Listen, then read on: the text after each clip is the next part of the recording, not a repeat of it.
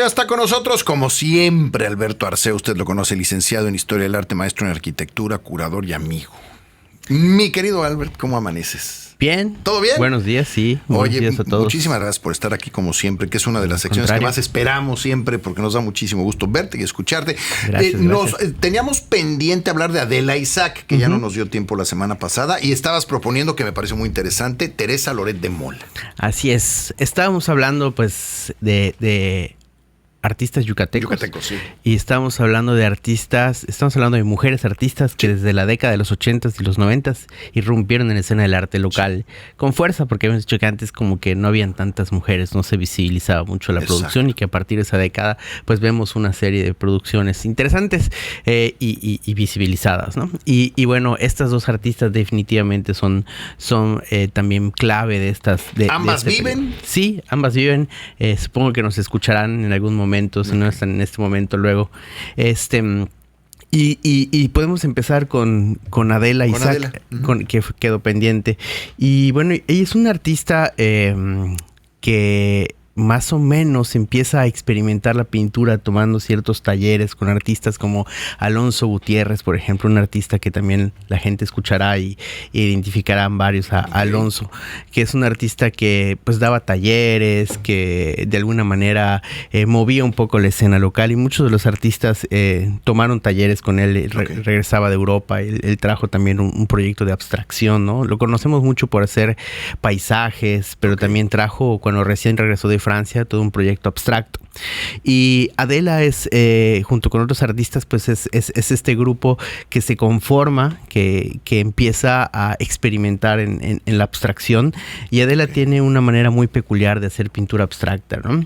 Y es una manera de construir la abstracción, pero también con ciertas referencias figurativas, en especial la arquitectura, ¿no? A mí los colores me recuerdan mucho a Miró, ese estilo de contrastes, no sé por qué me recuerda. Sí, es un estilo de alguna manera, ¿no?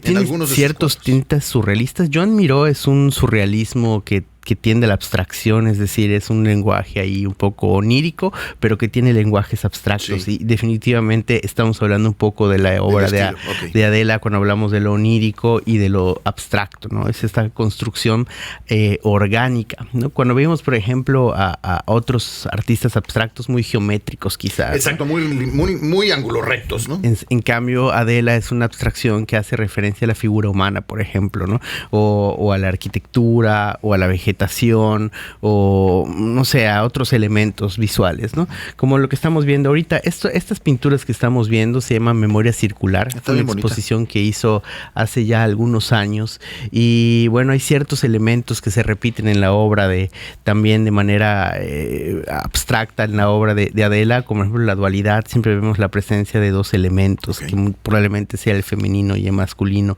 y esto tiende como a crear como esta complementariedad de los elementos que estamos viendo, ¿no? Se complementan entre ellos. Cuando hablaba sobre esta exposición con Adela, y también sucede un poco con Teresa Loret de Mola, en pintoras de ya una tradición pues avanzada, hay en su pintura siempre una especie de búsqueda, de una búsqueda interna, de una búsqueda personal, y hay en la producción artística como una búsqueda de sentido en la vida, ¿no? Que a lo mejor no sucede con producciones más jóvenes, ¿no? Tal vez con los artistas más jóvenes que están como experimentando en la búsqueda. Con mucha energía. Claro. y en el rebuscamiento intelectual. Perdón, este cuadro que tenemos ahí es... Este es de Teresa Loret. Sí, porque lo vi completamente diferente. Sí, este es de los otros que vamos a ver ahorita, ¿no? Y hay como una nostalgia también por un mundo anterior en el que había más reflexión, ¿no? Por ejemplo, específicamente Adela Isaac nos hablaba de la colonia Itzimná, donde creció y ella era niña, y todo le parecía mucho mejor, ¿no? En comparación, sobre todo hablando de la ciudad y de la constitución de la ciudad, hablando de que ahora pues vivimos en una ciudad, pues dicen que Mérida es el ejemplo perfecto de cómo se echa a perder una ciudad, ¿no? Y cómo somos la plancha de concreto, el caos vial, la enajenación, la arquitectura genérica, pues realmente estamos yendo hacia un modelo de ese tipo de ciudad, ¿no? A comparación de la Mérida anterior, que era una ciudad más organizada, arquitectónicamente más... Con que rimaba además, ¿no? Porque además a mí lo que me pasa cuando me acerco al primer cuadro, lo que veo es rima. Es decir, las cosas tenían un estilo, lo alcanzas a ver. Y hay una parte en la que sales de esa zona y ya es desorden visual, ¿no? Sí, yo una vez le preguntaba a un artista también, a Saúl Villa, un pintor, le decía, bueno, ¿qué les gusta de Mérida, no? ¿Por qué dicen que Mérida es bonito? Porque me acaba de decir que Mérida es bonito. Es que tiene lógico y sentido. La ciudad tiene sentido, tiene lógica visual, ¿no? En cambio hay otras que son un caos, ¿no? Y no hay nada. Todo es lo mismo. No hay orden, no hay lógica. En cambio aquí hay una historia que se cuenta por así a través de la ciudad. Y pasa mucho cuando vienes por primera vez, ¿no? Uno porque vive aquí, está acostumbrado, aquí nació, ¿no? Pero cuando vienes por primera vez y entiendes la lógica de la ciudad, es de verdad muy agradable en la parte más antigua, obviamente, ¿no? Exactamente. Y bueno, pues todo esto que estamos hablando, y Adela Isaac lo transforma en estas referencias oníricas, y hay en el hecho de pintar también la idea como de resistencia a ese mundo, ¿no? De imágenes rápidas, del TikTok, de las redes sociales, de la publicidad, y hay en el hecho de pintar y la soledad y estar en el hecho frente al lienzo, una especie de resistencia simbólica a una modernidad extraña, está diferente, ¿no? Y bueno, ella tiene muchísimos colores, muchísimas formas. Ese cuadro está bien padre. Siempre a mí también me gusta muchísimo. Sí, a mí me gusta mucho esta forma de construir como paisajes extraños, ¿no? De ciudades extrañas, con texturas muy raras, muy interesantes, con fondos siempre con diferentes capas. Bueno, también haya ganado la Bienal Yucatán, etcétera, justamente en estos años, ¿no? Este es como una especie de vestido, pero es un vestido como ya construido en otra cosa, ¿no? Una especie de arquitectura mueble con estos como fondos. Una silla de jardín, ¿no? Un sillón de jardín. Está padrísimo. Sí, está muy bonito, ¿no? Okay. Y bueno, pues, y Adela es... ¿Dónde la podemos ver? ¿Tiene alguna exposición, algún lugar en donde podamos ver algo de su obra? No sé si esté recientemente pensando en exponer, pero bueno, ella constantemente está pintando en su taller que está en Cholul. Bueno, ahí está siempre produciendo, seguramente tiene algún proyecto pronto, ¿no? Ya sabemos, ahora sí hay que poner atención. Les avisaré si sucede, ¿no? Sí, se avísanos, Adela Isaac. Y luego está Teresa Loret de Mola, que también pertenece a este grupo. Estamos hablando de que en los 80s el arte en Yucatán no es como ahora, ¿no? Era algo mucho más extraño para la sociedad, ¿no? Y con menos infraestructura, tanto de tipo física como de tipo inmaterial. Es decir, no había las instituciones como el Instituto de Cultura de Yucatán se crea precisamente en los 80s, todavía era bastante incipiente. No había andamiaje para que... No habían galerías. Bueno, estaba la Galería Quil, que fue la primera galería que se hizo aquí en Yucatán precisamente en los 80s, pero usted decía que esa década pasaron muchas cosas interesantes aquí en la península. Entonces, pues conformaban un grupo de amigos, que Teresa estaba con Alonso, con Alberto Ursáez, con Eduardo Ortegón, que te estoy hablando de toda esta generación de artistas yucatecos que empiezan con la abstracción ya con fuerza en la península.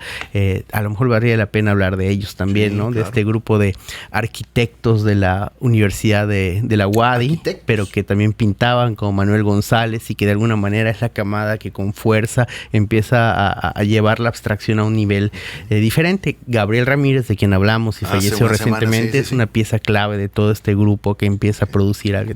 Teresa es precisamente lo que estamos viendo acá. La pintura que vimos anteriormente, donde está la mujer y la niña, que estamos viendo aquí, me gusta mucho. Se llama Junto a la Ventana, tiene dos versiones.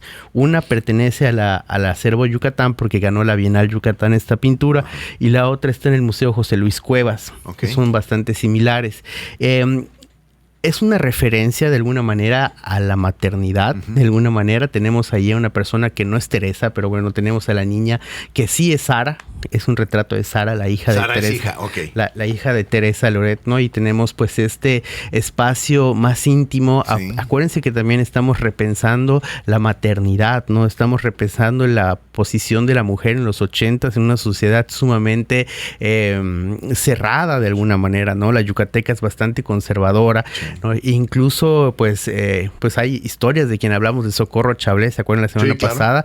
Donde ella se iba sola a un café y alguien le decía, oye, no te vayas al café donde iban todos los intelectuales yucatecos en los 80s, que se llamaba, se me fue el nombre, estaba ahí en el centro.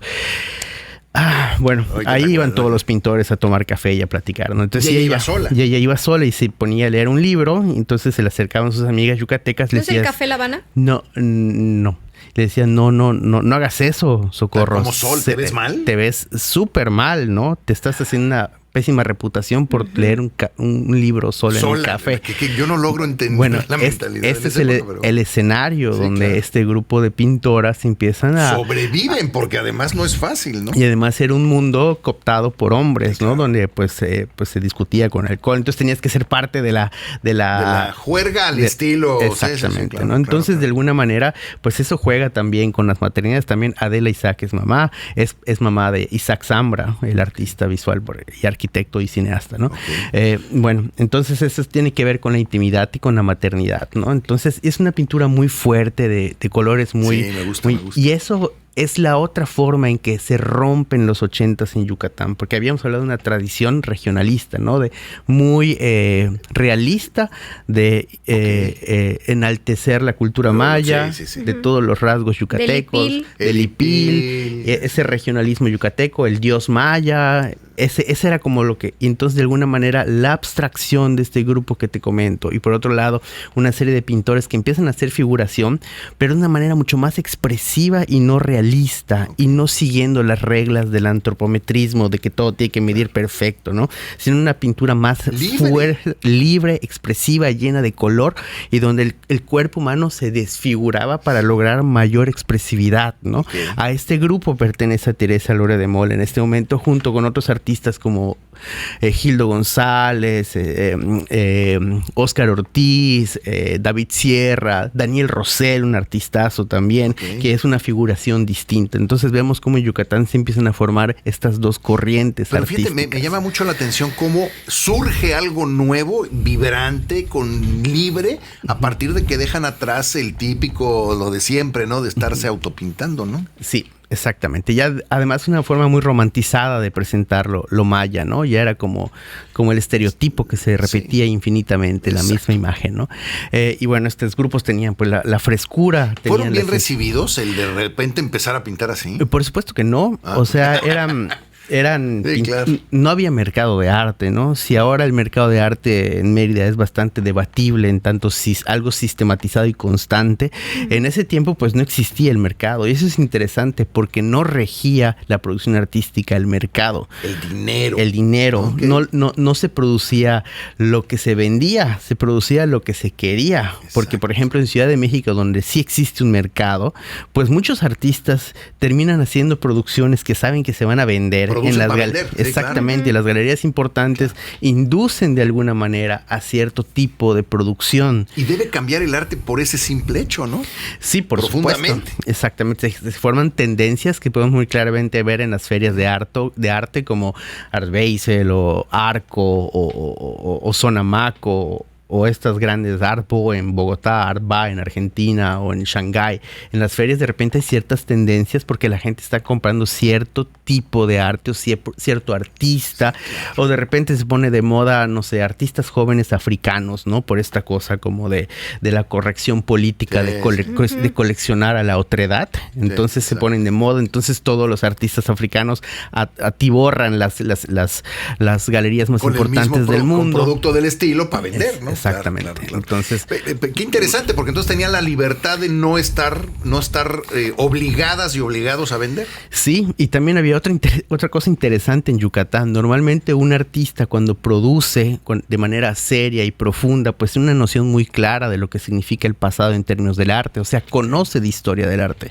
Y en Yucatán no había una biblioteca donde pudieras estudiar lo que sucedía en el mundo de los 50s a los 80s. Los libros de historia del arte llegaban a los 50s, entonces había una vacuidad ahí, un vacío que de 30 años de no se sabía qué había en esa narrativa. De repente llegaban a ciertas revistas o llegaba Gabriel Ramírez o Castro Pacheco y tenían libros, pero había cierto desorden en cómo se organizaba la narrativa, la historia del arte, y eso hizo que los artistas no trataran de insertarse en lo nuevo directamente, ¿no? Porque el artista siempre busca hacer lo nuevo para ser diferente, claro, y finalmente insertarse en la narrativa como lo nuevo al momento de leer la historia, ¿no? Claro, pero aquí faltaba la historia. Exactamente. Entonces, pues es esta parte. Y aquí estamos viendo esta pintura de de Teresa, que tiene que ver con su producción actual, que tiene que ver con el jardín.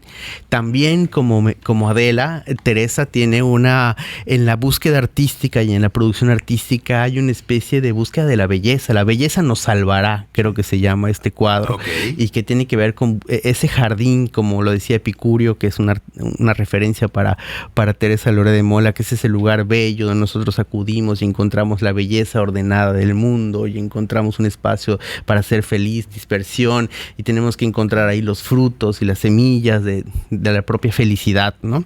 Entonces, pues, ¿está pintado con qué? Porque se ven como que los trazos, ¿no? Es una técnica híbrida, porque algo que no hemos comentado de Teresa es que recientemente está bordando.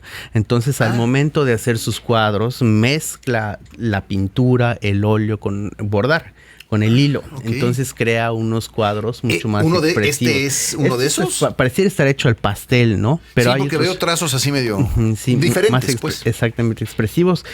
Gana mucho color, ¿no? Es muy orgánico también, ¿no? Es una abstracción en ciertas partes a la manera de Adela, por así decirlo, muy orgánica en los fondos de colores, ¿no? Cierta resonancia ahí en cómo se construye lo abstracto, ¿no? Desde la feminidad en este caso. ¿Hay alguna obra que podamos ver de Teresa Loret de Mola que esté en algún lugar o no? Pues Gastón, ya me lo preguntaste varias veces, pero la verdad es que no tenemos un museo de arte yucateco. Entonces, es que no hay, ¿verdad? No hay. Deberíamos, ¿no? Deberíamos hay un proyecto. Estaba aquí en el centro. Cerró. El Macay cerró y por no dejar dinero, porque pues fue una serie de factores, ¿no? Entre que el gobierno estatal dejó de dar dinero y bueno, la fundación también tampoco no tenía cómo conseguirlo, y luego el gobierno federal toma el espacio, luego la colección, bueno, una serie de factores que terminaron por cerrar.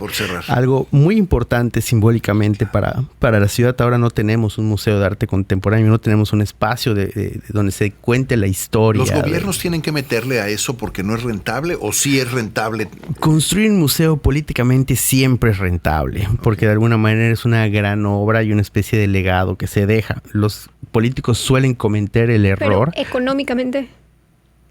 Los políticos suelen cometer el error de pensar que construir el museo es invertir millones en un gran cascarón gigantesco. Y un museo no es el cascarón arquitectónico. Un museo es el programa público que tiene. Es el contenido. Un museo es exitoso no por la arquitectura, sino por la importancia de la colección que alberga y cómo lo conectas con el público y la localidad, ¿no? Entonces, a veces construyen grandes cosas y no le meten dinero al programa público. O sea, el museo opera pagando al intendente, y el museo necesita programas muy grandes de es construir difusión, un estudio enorme, pero no meterle al contenido, ¿no? Exactamente. Sí, claro. Podríamos hacer nuestra contribución. ¿Qué les parece si hacemos 2 o 3 programas con 3 obras claves de la historia del arte yucateco y vamos cronológicamente? Sí, claro, eso contando la historia, ¿no? De diferentes artistas del siglo XX y siglo actual, ¿no? Porque sí, otra cosa que hace falta es la investigación para hacer ese museo, ¿no? Sí, no, claro. Y necesitamos gente interesada en la cultura. Exactamente. Que no hay mucha, desafortunadamente. Sí hay. No, yo digo, hablo de los gobiernos, ¿no? Sí, que tienen intereses en otras cosas. Sí, totalmente. Es una pena. Bueno, no. Como dice un influencer, dice, no me hagan hablar de eso. Sí, no, yo creo que tenemos mucho que hacer por nuestra cultura y nuestras autoridades tienen que hacer mucho por eso. Las ciudades, los estados hablan de sí mismos por cómo cuidan a sus niños y por el arte. Sí. Son de las cosas que hablan bien o mal de una ciudad, ¿no? Qué tantos espacios hay para los niños, ¿no? Así es. Pero bueno, ahí está. Alberto, bueno, muchas gracias. Muchas gracias a ustedes como siempre. Bueno, pues ahí lo tiene. Alberto Arceo lo sigue en @ArceoAlberto.